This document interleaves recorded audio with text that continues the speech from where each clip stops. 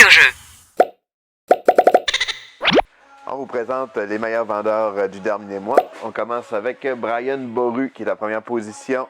C'est un jeu, c'est le même auteur qui a fait Le Roi est mort, puis c'est un gros coup de cœur. On a joué déjà en fin de semaine.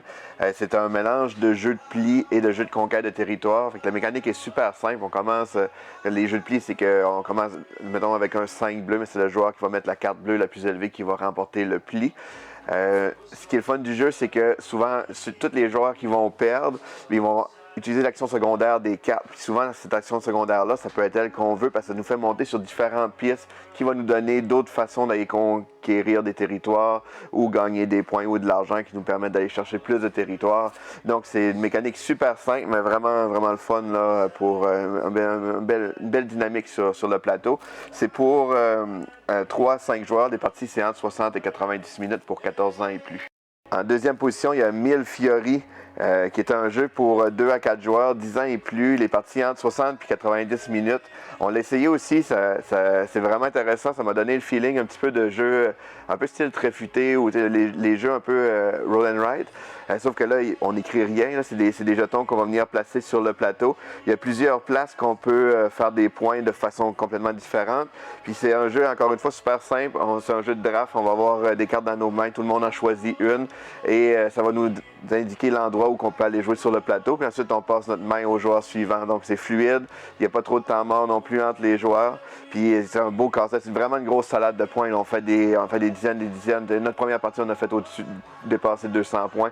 Donc c'est vraiment très satisfaisant là, comme jeu. Mille Fiori. En troisième position, on a l'extension Ravenfall pour Massive Darkness 2. Ceux qui ne connaissent pas Massive Darkness, c'est comme un jeu un peu là, un peu comme les dungeon crawlers, qu'on va se promener dans des donjons. C'est coopératif, il n'y a pas de maître de jeu.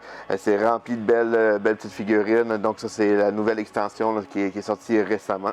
En quatrième position, c'est le retour de Great Western dans sa nouvelle édition. C'est la seconde édition. C'est pour 1 à 4 joueurs, les parties d'environ 75 à 150 minutes pour 12 ans et plus. C'est un super bon jeu, le Great Western, un gros coup de cœur là, pour l'ensemble de l'équipe chez L'île au jeu. C'est un jeu assez stratégique de développement de terrain. Il y a vraiment plein de façons de gérer nos points. On va construire sur le plateau, on va améliorer notre propre plateau personnel.